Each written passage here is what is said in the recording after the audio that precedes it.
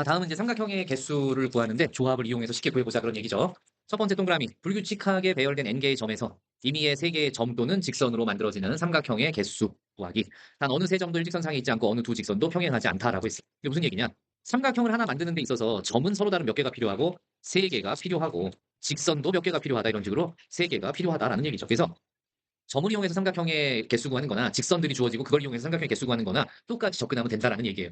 그래서 서로 다른 점이 n개가 있었을 때 여기서 서로 다른 그 n개의 점이 뭐라고 돼 있어요? 일직선상에 있지 않고 하나만 점부터 따로 얘기할게요. 어느 세 점도 일직선상에 있지 않다. 이런 상황이라면 n개의 점 중에서 3개의 점을 뽑을 때마다 한 개씩 삼각형이 만들어지는 거구나. 그래서 그걸 일반화시켰더니 결국 n 컴비네이션 3이라고 하는 녀석이 삼각형의 개수구나라는 거 알았어요. 예를 들어보자고요. 예를 들어서 점이 하나, 둘, 셋, 넷, 5개가 이런 식으로 있었어. A, B, C, D, E라는 5개의 점이 있었는데 이 5개의 점을 가지고 만들 수 있는 삼각형의 개수는 몇 개냐? 점을 3개 뽑을 때마다 삼각형 하나니까 5C 얼마? 3이다. 5 컴비네이션 3이 바로 삼각형의 개수구나. 그래서 5 컴비네이션 3을 계산하는데 5 컴비네이션 2로 계산하는 게 더 빠르죠? 자, 그래서 얘는 2분의 5 곱하기 4로 가니까 약분해서 몇 개구나? 10가지 방법이 있구나. 이렇게 되는 거야. 그 다음에 자, 저 평행하지 않은 어떤 직선도 이렇게 있었다라고 생각을 해보자. 예를 들어 이제 직선의 얘기다라고 하면 하나, 직선 이렇게 서로 평행하지 않은 5개의 직선이 있었던 거죠. 여기서 내가 3개를 한번 골라내봤어요. 3개를 골라서 자, 이런 직선을 골랐더니 삼각형 크게 만들어져요, 안 만들어져요? 만들어지더라고요. 그래서 그때도 마찬가지 일직선상에 있지 않은 직선이 5개 있는 상태에서 직선 3개 골라낼 때마다 서로 다른 삼각형이 만들어지는 거에 똑같이 5 컴비네이션 3으로 계산할 수 있구나라는 걸 보여줬습니다. 이해됐죠? 그래서 그걸 일반화시킨 녀석은 뭐가 된다? n 컴비네이션 3이다. 이게 일반화된 식이었구나. 그럼 이게 제일 쉬운 얘기니까 이거를 조금 더 이제 복잡하게 만들려고 동그라미 2번을 만들었겠죠. 이번에는 불규칙하게 배열된 n개의 점에서 r개가 일직선상에 있을 때 임의의 3점을 이어서 만들어진 삼각형의 개수를 구하세요. 이런 문제가 나왔다. 자, 예를 들어보자. 얘도 선생님이 반원에다가 한번 그림을 그려볼게요. 반원 위에 점이 A점, B점, C점, D점, E점까지 5개가 있고요. 그 다음에 원주상에 4개의 점이 이렇게 있어서 F, G, H, I 전체 9개의 점이 이 반원 위에 있었습니다. 반원의 둘레 위에. 자, 이 9개의 점을 가지고 만들 수 있는 서로 다른 삼각형의 개수는 몇 개냐라고 물어본 거죠. 그럼 우리가 삼각형을 하나 만들기 위해서 일직선상에 있는 점이 없었다면 전체 9개 중에 3개를 뽑을 때마다 서로 다른 삼각형이 생겼을 거라고요. 그래서 가능했던 모든 케이스는 일직선상에 있는 점이 없다라는 전제 조건에서 9시 3가지가 있었을 건데 실제로는 일직선상에 점들이 있었죠. 몇 개의 점이 있었어요? 5개의 점 A, B, C, D가 일직선상에 있었죠. 그럼 일직선상에 있는 점을 3개를 뽑은들 거기서 삼각형이 만들어질까요? 안 만들어지죠. A, B, C를 뽑았다 칩시다. 그거 연결하면 그냥 직선이죠. 삼각형 안 나와요. 그러니까 불가능한 케이스를 전부 빼내면 되는 거죠. 일직선상에 있는 5개의 점 중에서 3개를 뽑아내는 모든 경우는 전부 삼각형을 만들 수 없는 경우구나. 이때는 뭔가를 남겨놓고 살려놓고 빼야 된다 이런 게 있어요? 없어요? 없어요. 그냥 삼각형이 만들어지지 않는 모든 경우를 그냥 다 빼버리면 돼요. 그래서 93에서 53을 빼버리면 나머지 삼각형이 만들어지는 케이스가 남아있게 되는 거죠. 자, 그럼 계산을 만약에 해라라고 하면 다 같이 얘기해보자. 93은 뭐 분해보죠? 3팩토리얼 분의 9 퍼뮤테이션 3이니까 9 곱하기 8 곱하기 얼마? 7 마이너스 53도 52랑 같고 그냥 통분을 한다 치면 3팩토리얼 분의 5 곱하기 4 곱하기 얼마다? 3이다. 이렇게 볼 수 있죠. 그래서 뭐 이제 약분 가능한 건 약분하면 좋으니까 요 3팩토리얼을 3 곱하기 2로 바꾸고 3팩토리얼을 3 곱하기 2 곱하기 1로 이렇게 다 바꿔놨다 치자. 자, 그러면 3하고 여기 9하고 약분해서 3 되고 2하고 4하고 8하고 약분해서 여기 4 나오니까 약분 끝나고 여기 3하고 3 없어지고 2하고 4하고 약분해서 2 만들고 그러면 첫 번째 항에서는 자 3, 4, 12 곱하기 7 하면 얼마죠? 12 곱하기 7 하면 얼마죠? 84죠? 빼기 5이 얼마예요? 10. 그래서 전체 가능한 녀석은 74가지 서로 다른 삼각형이 만들어진다는 거죠. 여기까지 했어요? 자, 그러면요. 이거 일반화시키면 어떻게 될까요? 불규칙하게 배열된 n개의 점으로 우리가 전부 삼각형을 다 만들 수 있다면 가능한 녀석은 nc3이었겠지만 실제적으로 삼각형이 만들어지지 않는 애가 여기 포함되어 있었죠? 얼마만큼 포함되어 있었어요? 일직선상에 있었던 점 r개 중에 3개를 뽑는 것만큼 포함되어 있었죠? 그래서 뭘 빼주면 돼요? r 컴비네이션 3을 빼주면 되겠죠. 그래서 이게 공식이 되겠다. n 컴비네이션 3에서 r 컴비네이션 3을 빼줘라. 별거 아니죠? 네, 이런 식으로 생각할 수 있다. 그럼 조금 더 이제 업그레이드 돼서 동그라미 3번으로 가봅시다. 불규칙하게 배열된 n개의 이번에는 직선 중에서 r개가 평행할 때 임의의 3개의 직선으로 만들어지는 삼각형의 개수를 구해라. n개의 직선 중에서 r개가 서로 평행하대. 그럼 어떻게 할 거냐? 자, 보세요. 선생님이 그림을 그려서 생각을 해보면 직선이 이렇게도 있고 이렇게도 있고 이렇게도 있는데 오케이? 이만큼의 직선 4개는 평행했어요. 평행 이렇게. 이런 상황이라고 한번 생각을 해봅시다. 예. 그럼 지금 총 몇 개의 직선을 그렸어요? 7개의 직선을 그렸죠? 7개의 직선 중에서 평행한 애가 몇 개 포함되어 있는 상황이고 4개가 포함되어 있는 상황. 이걸로 만들 수 있는 삼각형의 개수는 몇 개냐라고 하면 우리 어떻게 접근할 수 있어요? 7개가 전부 평행하지 않다라고 했을 때 가능한 것은 7 컴비네이션 얼마인데? 3인데. 이 중에서 삼각형이 만들어지지 않는 케이스들이 있었죠? 어떨 때 삼각형이 만들어지지 않죠? 평행한 거 4개 중에 3개를 다 뽑았을 때 삼각형 안 만들어지죠? 그럼 그게 뭐가 되고요? 4C3이고. 이것만 안 만들어지는 게 아니라 또 있죠? 평행한 거 4개 중에 2개 선택하고 평행하지 않은 거 하나 선택하는 거. 그래도 삼각형 안 만들어지죠? 예를 들어볼까요? 선생님이 평행한 거 2개 얘하고 얘 선택하고요. 나머지 하나는 얘를 선택했어요. 3개 선택했지만 삼각형 나와요, 안 나와요? 안 나와. 그럼 그것도 빼줘야 될 대상이네요. 그죠? 자, 그건 어떻게 계산하면 돼요, 지금 여기서? 평행한 거 4개 중에 몇 개 선택하고 2개 선택하고 평행하지 않은 거 3개 중에 1개 선택한 것만큼 삼각형이 안 생기겠죠. 이해했나요? 자, 그래서 실제로 이 문제 적용한 녀석 계산해보면은 7 컴비네이션 3, 뭐분의 뭘로 계산한다고요? 3팩토리얼, 3 곱하기 2 곱하기 1분의 7 곱하기 6 곱하기 5로 계산하면 되죠? 자, 마이너스 4 컴비네이션 3은 4 컴비네이션 1과 같으니까 그냥 4가지가 나오겠죠? 4 컴비네이션 2는 2 팩토리얼, 2 곱하기 1분의 4 곱하기 3으로 계산하시면 되고 3 컴비네이션 1은 3이죠. 따라왔어요? 자, 그럼 계산해볼까요? 4, 2는 6이니까 없어지고 7, 5, 35, 마이너스 4, 마이너스 6. 자, 요거 약분해서 얘는 얼마예요? 6, 3, 18. 이렇게 가져가는 거죠? 그러면 35에서 얼마 빼면 돼요? 22를 빼면 되는 거니까 13 나오겠네요. 13개의 서로 다른 삼각형을 만들 수 있다. 그럼 이것도 일반화시킬 수 있나요? 일반화시킬 수 있죠. 자, n개 중에서 먼저 3개를 뽑는 것만큼 가능성이 있었는데 그 중에 r개 중에 3개 다 뽑는 거, 평행한 r개 중에 3개 뽑는 거 삼각형 못 만든다고 그랬어요? 그 다음에 또 어떨 때 못 만든다고요? r개 중에는 몇 개만 뽑고 2개만 뽑고 나머지 몇 개 남았어요? 아니죠. n-r개 남았죠. 왜냐면 전체 7개에서 아까 4개 뺐으니까 31이었잖아요. n개 중에 r개가 평행했으니까 r개 빼면 나머지 평행하지 않는 애 몇 개 남았어요? n-r개 중에 1개 뽑아내면 되는 거죠. 따라왔니? 그래서 이렇게 일반화시켜서 계산할 수 있구나.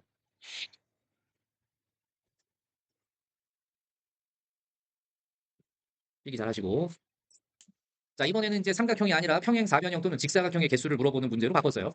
자, 동그라미 1번. 가로 방향 n개의 평행선과 세로 방향 m개의 평행선이 만나서 생기는 평행 사변형의 개수. 자, 그림을 그려서 직접 실험을 해볼게요. 예를 들어보자. 자, 선생님이 이런 가로 방향 평행선 얘가 5개가 있었고요. 비스듬한 세로 방향 평행선 4개가 있었어요. 그럼 전체 몇 개의 평행선이죠? 5개 그렸니? 10개의 평행선이죠? 5개니까. 자, 10개의 평행선을 가지고 만들 수 있는 서로 다른 평행 사변형의 개수를 구하라는 문제인데 평행 사변형을 하나 만들려면요. 가로선 몇 개가 선택되고 2개가 선택되고 세로선도 몇 개만 있으면 2개만 있으면 이렇게 하나의 평행 사변형이 만들어지죠. 따라왔니? 그러면 이제 우리는 요거 개수를 좀 다르게 해서 여기 한쪽 하나를 더 그려서 6개라고 할게요. 자, 그러면 요 가로 평행선 6개와 비스듬한 사선의 평행선 5개가 주어진 상태에서 만들 수 있는 서로 다른 평행 사변형의 개수 몇 개냐라고 하면 6개 중에 2개 고르고 5개 중에 2개 고르면 그렇게 고를 때마다 평행 사변형이 1개씩 생기는 거죠. 자, 다시 한번 봐요. 자, 요렇게 2개 선택하고 이렇게 2개 선택했으면 걔네로 만들어진 요런 평행 사변형이 하나 생기는 거고요. 또 요렇게 2개 선택하고 요렇게 2개 선택했으면 제일 작은 단위의 평행 사변형이 하나 또 만들어집니다.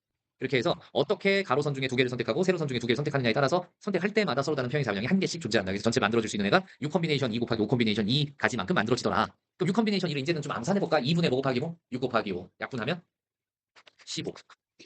그죠? 네. 5 컴비네이션이 2분의 5 곱하기 4 약분하면 10 해서 얼마? 150 이렇게 찾을 수 있고. 따라왔어요. 그러면 그 녀석을 일반화시킨 공식은 뭐라고 하냐면 가로 방향에 몇 개의 평행선이 있었고 n개의 평행선, 세로 방향에 몇 개의 평행선이 있었다? m개. 그럼 그렇게 만들 수 있는 평행사변형 또는 직사각형의 개수는 n 컴비네이션 2 곱하기 m 컴비네이션 2가 되겠죠? 이거 그냥 공식이라고 할 것도 없죠. 계산 방법이죠. 평행선들 중에서 2개씩 선택하면 된다. 간단하니까 바로 넘어가도 되죠? 자, 두 번째. 그러면 이번에는 마름모 혹은 정사각형이 아닌 평행사변형 또는 직사각형의 개수를 물어볼 때가 있다. 예를 들어서 어떤 문제 꼴인지 한번 보고서 일반화 시켜보자고요. 자,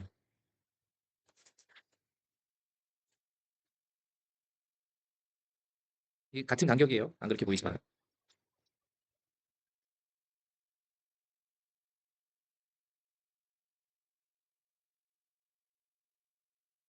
이 정도만 그리고 나머지 이렇게 지워보도록 할게요. 지우자.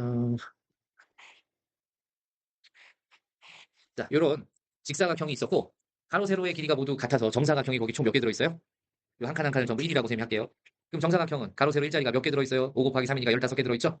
그래서 문제에서 이렇게 물어봤어요. 마름모 혹은 정사각형이 아닌 직사각형의 개수 몇 개냐? 즉 정사각형이 아닌 직사각형은 몇 개냐 이렇게 물어보면 만들어지는 모든 사각형의 개수에서 정사각형을 빼주면 되는 거 아니에요?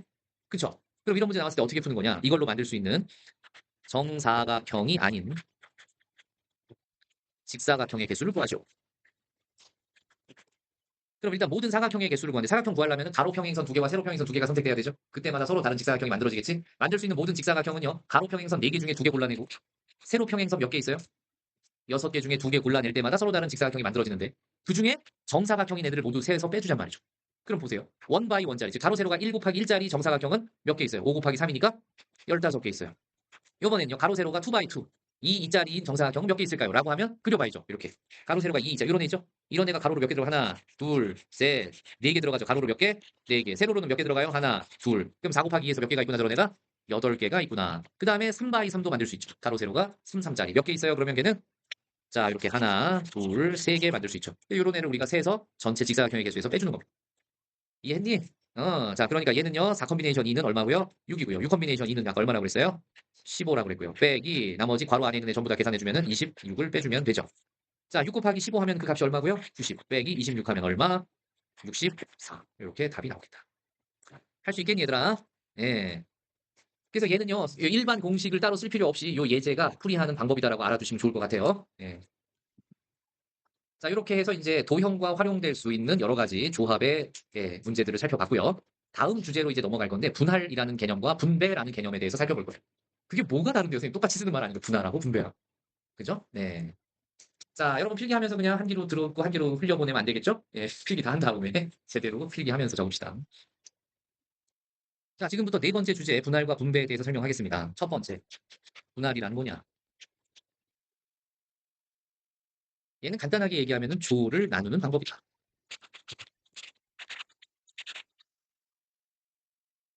그러면 그거랑 비교해서 분배는 뭐냐? 이미 나뉘어진 조를 특정 장소 또는 사람에게 보내는 방법을 분배라고 합니다. 나뉘어진 조를 특정 장소 또는 사람에게 보내는 방법이다.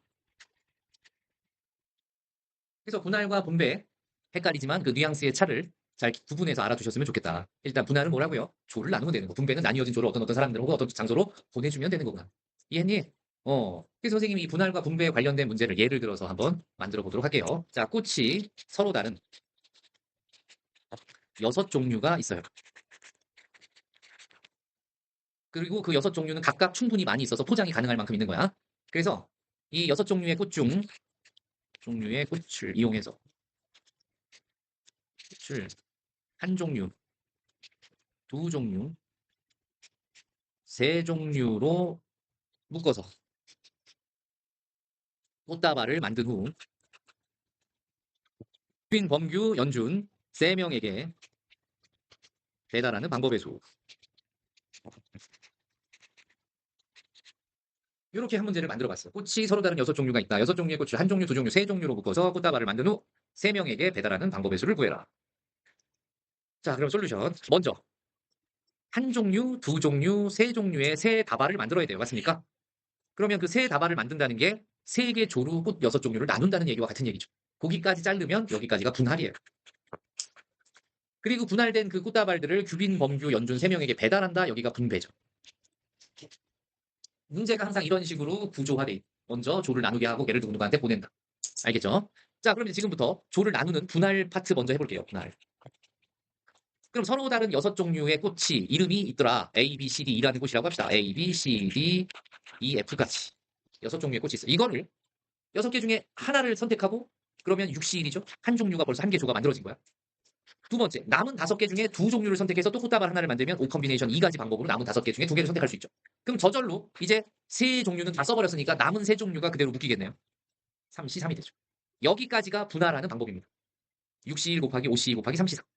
얘가 전부 다른 종류, 한 종류, 두 종류, 세 종류로 끄집어내야 될 그 대상의 개수가 1, 2, 3으로 다 달랐기 때문에 더 이상 뭐 다른 조작을 할 필요 없이 여기서 분할이 끝났어요.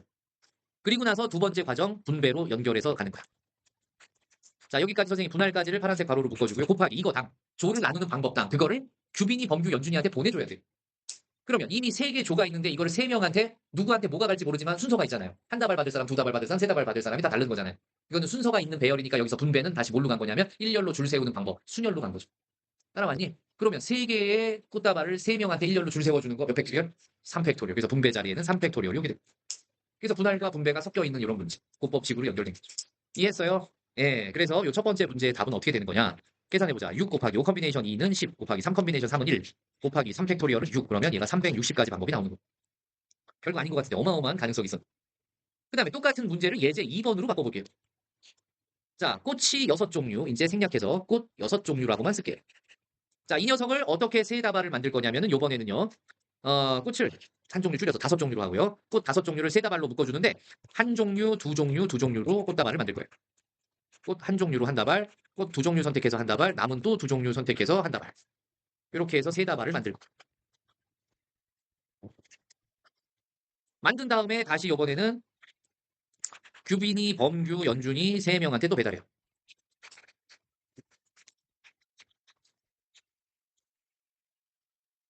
그래요. 얘네만 받으면 좀 불공평하니까. 자, 수윤아, 누구 좋아해?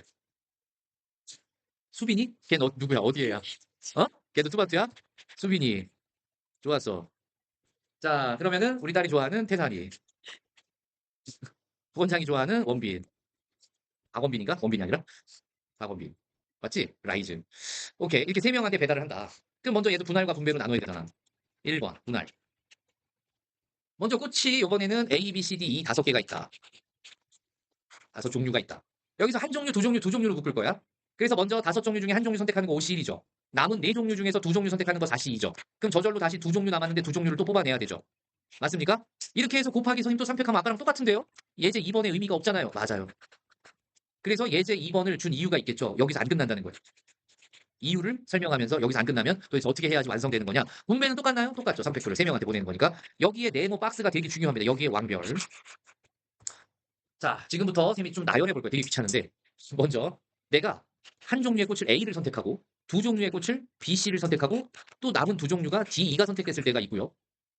이해됩니까?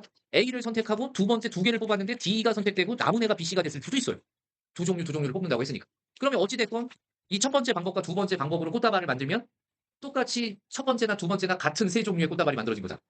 그죠? A 한 묶음, B, C 한 묶음, D 한 묶음. A 한 묶음, B, C 한 묶음, D 한 묶음. 똑같잖아요. 구분이 될 필요가 있어요, 없어요? 이렇게. 이거 구분이 될 필요가 없었죠. 구분이 될 필요가 없는데 처음에 4C2를 계산할 때 B, C가 뽑힐 때도 있고 D, E가 뽑힐 때도 있었다. 구분이 돼버렸어요. 무슨 말인지 알겠어요? 구분할 필요 없는데 구분이 돼버렸으면 어떻게 하면 되냐? 요렇게 두 묶음이 자리 바꾸는 것만큼 중복돼서 세워졌다는 얘기. BC 먼저 뽑히고 D가 나중 뽑히는 거하고 D 먼저 뽑히고 BC가 나중에 뽑히는 이렇게 둘이가 자리 바꾸는 것만큼 위에 계산 결과에는 중복돼서 세워졌다. 그럼 두 묶음을 자리 바꿔주는 방법 몇 팩토리얼? 2팩토리얼. 그래서 곱하기 2팩토리얼분의 1을 해야지 중복 없이 셀 수 있는 거예요. 알겠죠? 그럼 선생님 그걸 어떻게 구분했어요? 뽑는 개수가 조를 나눌 때 뽑는 개수가 두 종류로 같은 묶음이 생겼죠. 그 묶음만큼 자리 바꿀 수 있었단 말이에요. 그게 두 묶음이었기 때문에 두 묶음 자리 바꾸는 걸 생각해줘요. 이해했어요? 자, 그래서 계산 마무리하면 OC1은 5고요. 4C2는 6이고요. 2C2는 1이고요. 2팩토리얼분의 1 다시 2분의 1이고요. 곱하기 다시 얼마? 3팩토리얼은 6이죠. 자, 이제 계산 마무리합시다. 약분해서 요거 3 만들어주면은 총 몇 가지가 나와요? 90가지 방법이 나오죠. 여기까지 잘 따라왔어요? 좋습니다. 자, 이번에는 예제 3번으로 다시 한번 더 생각해 봅시다. 그러니까 분배할 때는 별로 특별하게 어려움이 없었는데 분할할 때 생각을 잘해야 되겠다. 그지? 뽑아내는 묶음이 다 다른 개수만큼 뽑아내는 거면은 자리 바꾸는 걸 생각할 필요 없는데 뽑아내는 녀석이 같은 개수만큼씩 뽑아내면 자리 바꾸는 걸 생각해 줘야 된다. 이해했죠? 자, 그러면 그렇게 한 번 더 생각하게 만들어 볼게요. 여섯 꽃이 여섯 종류가 있어요. 그 꽃이 A, B, C, D, E, F가 있다고 합시다. 여기서는요, 두 종류, 두 종류의 이렇게 세 다발을 만들었어요. 자, 그리고 나서 요번에는 그럼 여기서 가영이, 나영이, 다영이한테 이렇게 세 다발을 배달하는 방법의 수까지.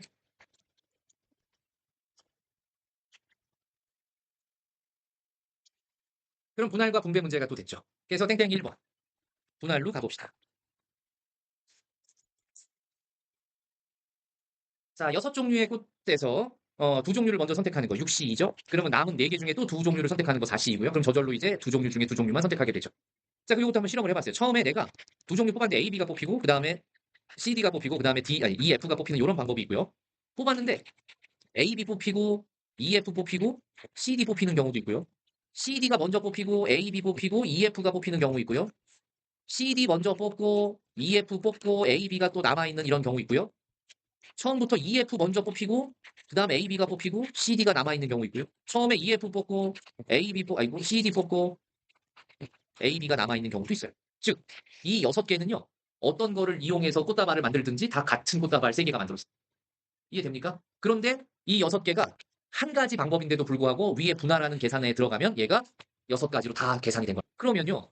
이 세 묶음이 자리 바꿔도 똑같은 거니까 두 개가 자리 바꿀 수 있잖아요. 자리 바꾸는 게 3개를 자리 바꾸는 방법을 몇 팩토리얼이라고 하죠? 3팩토리얼이라고 하죠. 그러니까 전체 이 경우의 수에서 3팩토리얼 분의 1을 곱해줘야지 중복 없이 분할하는 방법이 나오는 거예요. 이유가 뭐라고요? 뽑는 개수가 2개, 2개, 2개로 같았기 때문에 구분이 안 되죠. 2개, 2개, 2개니까. 얘네들이 서로 다른 애를 뽑았지만 결과적으로 같아지는 애가 자리 바꾸는 것만큼 있다라는 얘기.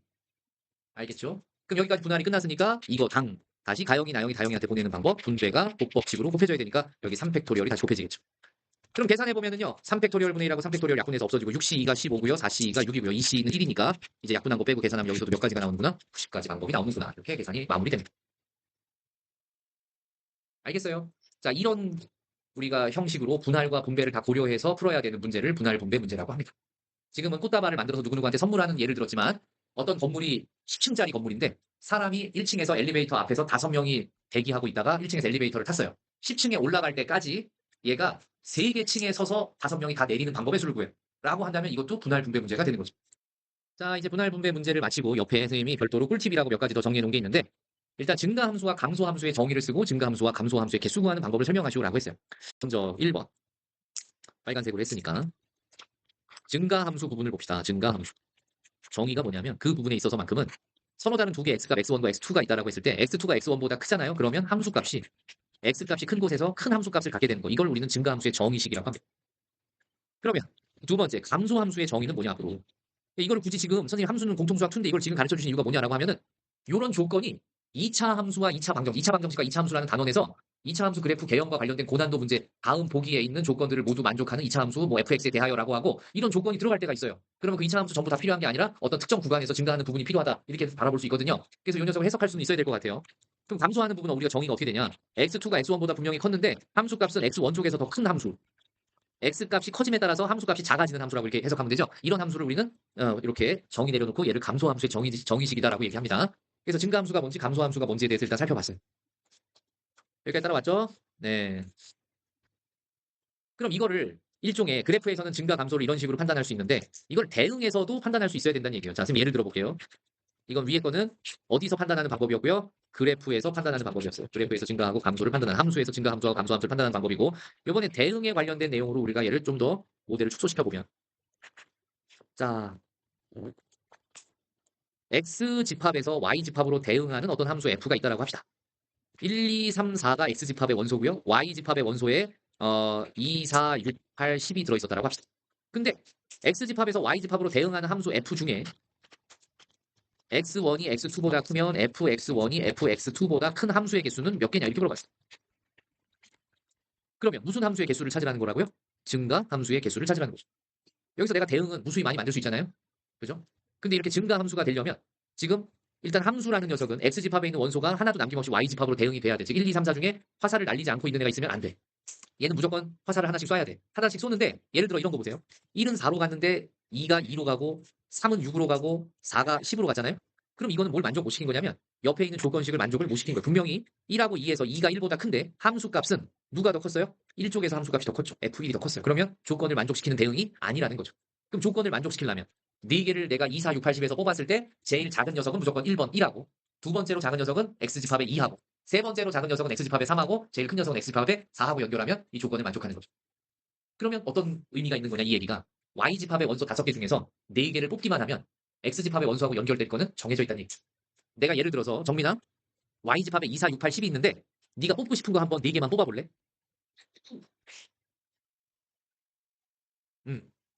2랑 6이랑 8이랑 10을 뽑았어.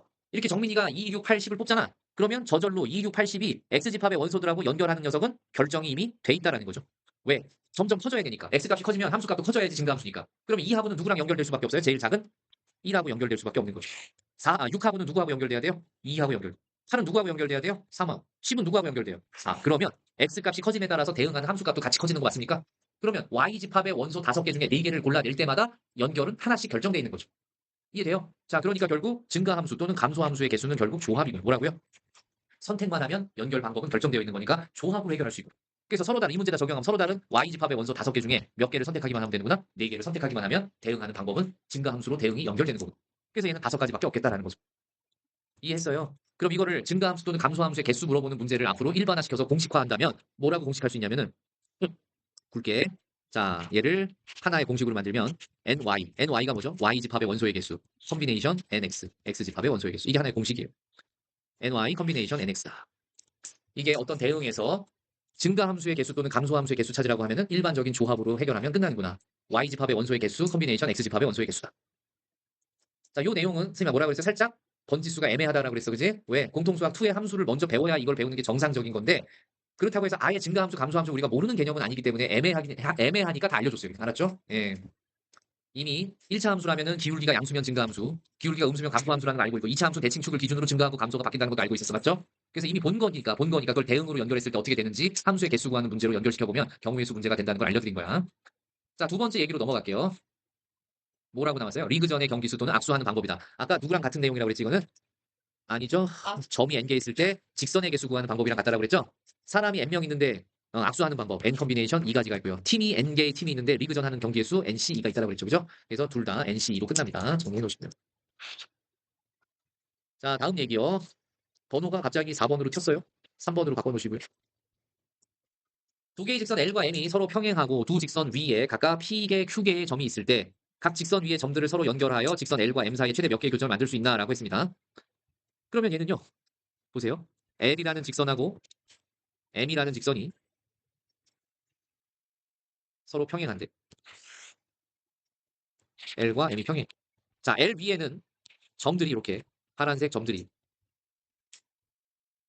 전체 P개가 있었어요. M 위에는요. 초록색 점들이 Q개가 있었어요. 이 양쪽에 있는 이 점들을 마구잡이로 연결을 했을 때 두 개의 평행선 사이에서 교점이 생긴다면 최대 몇 개의 교점을 만들 수 있느냐라는 거예요. 여기서 하필 왜 최대라는 얘기가 붙어 있는 거냐? 저 얘기가 주는 단서가 있어요. 최대 몇 개냐고 물어봤기 때문에 L과 M 사이에서 어느 세 선분도 한 점에서 만나지 않는다는 게 숨겨져 있었던 거예요. 이런 숨겨진 단서를 생각해내라고 최대라는 말이 붙어 있습니다. 최대에다가 박스치기 별표. 왜 최대 몇 개의 교점을 만들 수 있냐고 물어봐요. 그게 무슨 얘기입니까, 선생님? 보세요. 자, 선생님이 이렇게 L이라는 저 직선 위에서 두 개의 점 선택하고 M이라는 직선 위에서 두 개의 점을 선택해서 대각선으로 연결하잖아요. 그럼 무조건 그 사이에서 하나의 교점이 생겨요. 이런 식으로 서로 다른 교점이 몇 개 생기겠냐라고 물어본 거죠. 이해했어요? 그러려면은 L 위에서 두 개 선택하고 M 위에서 두 개를 선택해서 그걸로 저기 뭐니 대각선으로 중간에서 교차점이 생기게 연결할 때만 교점이 생기는 거죠. 이거를 보세요. 예를 들어서 점들이 이렇게 있는데 요렇게 선택해버리면 교점이 생겨요? 안 생겨요? 안 생기죠. 반드시 이게 대각선 방향으로 엇갈리게 연결해줘야 교점이 하나 생기는 거죠. 그런데 어느 세 개의 선분도 한 점에서 만나지 않는다라는 얘기는 예를 들어 아까 만들어 놓은 녀석 중에 이렇게 연결했는데 두 점을 연결했더니 여기서 동일한 점에서 만난다. 이러면 된다, 안 된다? 안 된다. 그럼 최대 교점의 개수가 안 나오는 거니까. 겹쳐버리잖아요. 이해됩니까? 그럼 어떤 식으로 만나야 되냐면 쟤를 이렇게 해줘야 된다는 거죠. 지금 우리가 제대로 그린 게 맞고 아까처럼 그렇게 억지로 돌려서 만나는 게 아니라 여기 점이 있어서 이런 식으로 간다면 추가로 교점 몇 개가 더 생겨버려. 이렇게 두 개가 더 생겨버려. 이런 식이 돼야지 최대 교점의 개수가 만들어진다는 얘기죠. 이해했니?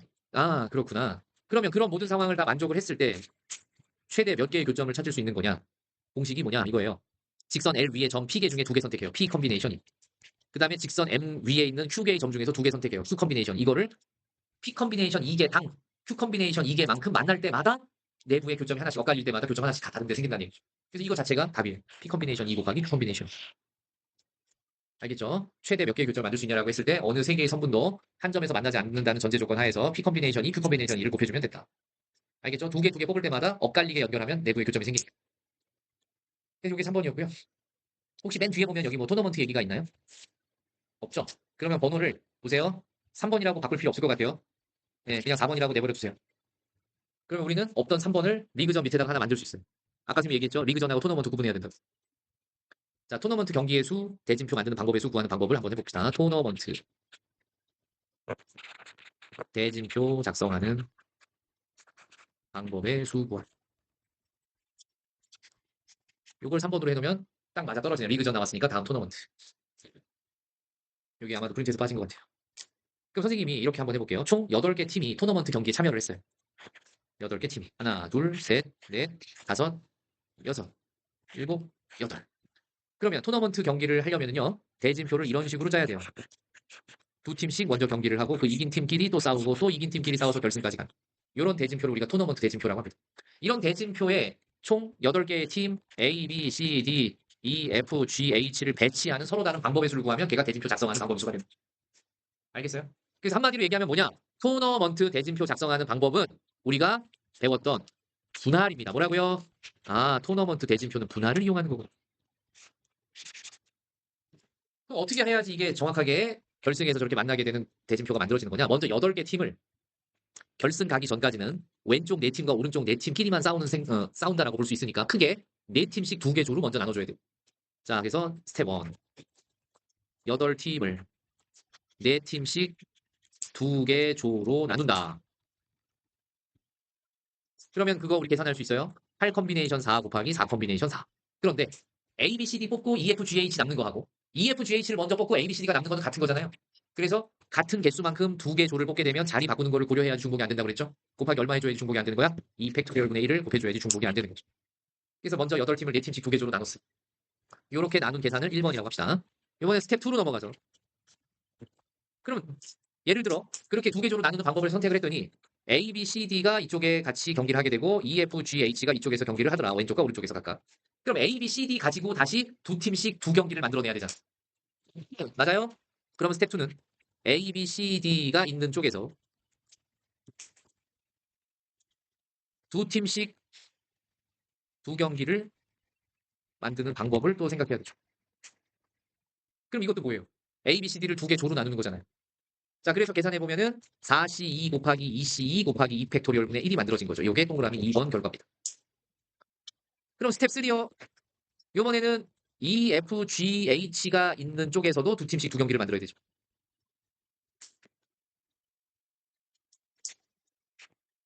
자, 그럼 그 방법도 어때요? 똑같겠죠? 4C 곱하기 2C 곱하기 2 팩토리얼 분의 1. 요거 3. 알겠어요? 그러면 이제 완성을 하는데 전체 이제 스텝 4로 넘어가서 우리가 찾고 있는 저렇게 대진표 8개 팀을 2팀, 2팀, 2팀, 2팀으로 저렇게 해서 결승까지 가게 하는 모든 대진표의 방법의 수는 전체 방법의 수. 곱법칙에 의해서 동그라미 1번의 결과와 동그라미 2번의 결과와 동그라미 3번의 결과가 다 곱해지면 걔가 최종 답이 됩니다. 알겠죠? 그래서 처음부터 끝까지 뭘로만 문제를 풀게 된다? 분할로만 풀게 됐죠.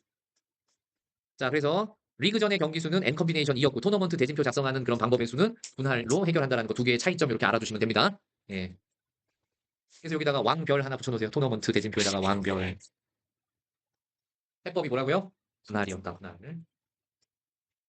이게 제일 단순한 토너먼트 대진표고요. 우리가 보통 실제로 경기를 하다 보면 꼭 이렇게 짝수로 팀이 맞아 떨어지지 않는 경우가 있죠. 그러면 그중에 운 좋은 팀은 우리가 부전승으로 올라가는 경우도 있잖아요. 그런 것까지 고려해서 만약에 왼쪽에 4팀, 오른쪽에 3팀 이런 식으로 대진표가 만들어질 수도 있어요. 한 명이 부전승으로 올라가게끔. 예. 그럴 경우에는 전체 7개 팀을 처음에 2가지 조로 나눠줘야 되죠. 4팀, 3팀의 조로. 보기만 달라지는 거예요. 알겠죠? 예. 그래서 토너먼트도 한번 알아봤어요. 다음으로 넘어갈게요. 다 못했나? 아직 필기? 필기 마저 하시고. 자, 이번에는 5번 주제로 넘어가세요. 원 위에 n개의 점이 있는데 이들 점들을 연결한 선분에 의해서 생기는 원 내부의 교점의 최대 개수. 여기서도 최대라는 말이 있는 거 보니까 어느 세 선분도 한 점에서 만나지 않겠구나. 여기다 써놓으면 돼요. 숨겨진 조건이 뭐라고요? 어느 세 선분도 한 점에서 만나지 않는다. 만나지 않는. 그림으로 나타내면 이게 무슨 얘기냐면 이렇게 있는데 예를 들어서 점이 A, B, C, D, E, F, G 이렇게 있다라고 칩시다. 그럼 몇 개의 점이 있어요, 지금? 7개의 점이 있죠? 이 7개의 점을 가지고 원 내부에 마구잡이로 선분을 점과 점을 이용해서 원주상에 있는 점들 2개씩 연결해가지고 선분을 다 연결해서 만든다면 최대 몇 개의 교점을 만들어낼 수 있을까요? 이걸 생각해보라는 얘기. 알겠죠? 다만 이 구성이 누구를 숨겨놨다? 어느 3개의 선분도 한 점에서 만나지 않게 연결된다는 걸 숨겨놓은 거라고. 그럼 어떻게 하면 되느냐? 우리가 교점 하나를 찾기 위해서 점이 몇 개 필요한지만 알면 돼요. 교점을 하나 찾기 위해서 내가 A, B, C, D 중에서 C, D, A, G를 선택을 했다. A, B, C, D, E, F, G까지 중에서. 그럼 교점이 나오게끔 연결하는 방법은 대각선으로 연결하는 방법이 하나 있죠, 이렇게. 이렇게 4개의 점을 뽑을 때마다 내부에 교점 하나씩 생기는 거니까 최대 몇 개의 교점 생기겠냐라고 하면 7개 중에 4개 선택하는 것만큼 생깁니다라고 얘기해요. 7개 중에 4개의 점을 뽑아서 그때마다 교점이 한 개씩 생길 거니까. 알겠죠? 그래서 7C4가지의 교점이 생기겠다. 서로 다른 교점의 개수가. 계산해주면 7C3으로 계산하는 게 빠를 거고요. 그럼 3팩토리얼분의 7 퍼뮤테이션 3이니까 3 곱하기 2 곱하기 1분의 7 곱하기 6 곱하기 5로 계산해서 없어지면 35가지 방법이 있겠다. 그럼 이거를 일반화시켜서 원주 위에 n개가 있는데 그 n개를 이용해서 내부에 교점을 최대 몇 개 만드냐라고 하면 이 문제의 답은 뭐가 된다? 네, n 컨비네이션 4가 답이 된다. 최대 개수는 n 컨비네이션 4. 자, 이제 6번의 마지막 주제 볼까요? 원 위에 똑같이 n개의 점이 있을 때 이들 점들을 연결한 연장선에 의해 생기는 원 외부의 교점의 최대 개수. 아까 있었던 그림을 그대로 좀 옮겨와 봅시다.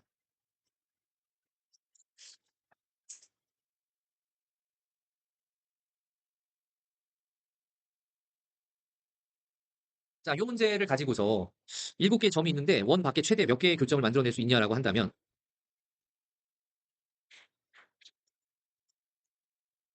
원을 다시 그려서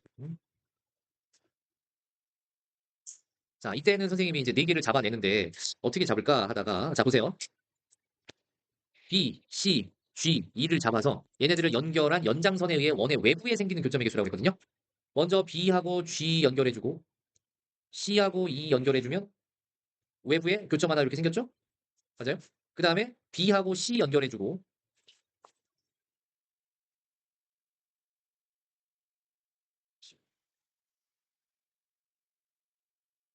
자, C하고 E 연결해보면은 에이구, 여기도 교점 하나 이렇게 나오죠? 그래서 4개의 점을 선택할 때마다 그 연장선상에 최대 2개씩 생기죠? 교점. 그래서 여기서도 최대 개수는요. 한 번 4개의 점을 뽑을 때마다 밖에 2개씩 생길 때가 최대 개수가 되는 거고. 그러면 결과적으로 얘의 답은 뭐냐? n개의 점 중, 여기서 7개죠? 7개의 점 중에서 4개를 뽑을 때마다 밖에 2개씩 생기는 거야. 그래서 7C4 곱하기 2가 돼.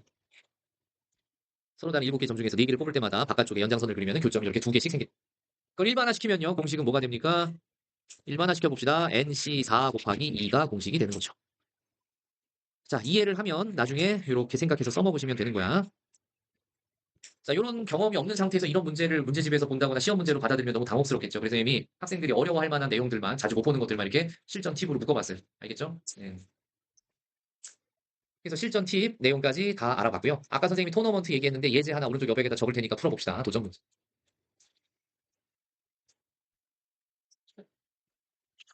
자, 어떤 문제냐? A, B, C, D, E, F, G가 이렇게 생긴 대진표에 의해서 경기를 하게 됐습니다. 이미 다음과 같은 대진표에 의해서 경기를 하면 가능한 대진표의 개수는 몇 가지냐?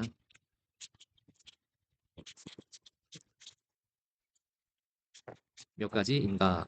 단 A와 B는 예선에서 만난다. 이렇게 조금 복잡하게 만들어 봤어요. 도전 문제 시간 5분 드릴게요. 자, 이제 요 대진표 문제 쌤이랑 같이 할 건데 단서가 없었다면 쉬웠을 텐데 요 단서 때문에 복잡해졌죠? A와 B가 예선에서 만나야 된다. 그러면 이렇게 잘라놓고 생각을 어떻게 해야 되냐? 그럼 우리는 A, B라는 애가 1번 A와 B가 같이 요 4개의 팀이 경기하는 쪽에서 경기를 할 수도 있고 요 3개의 팀이 경기하는 쪽에서 경기할 수도 있죠. 그래서 A, B가 4개의 팀이 있는 곳에 배치될 때가 있고 두 번째 A, B가 3개의 팀이 있는 곳에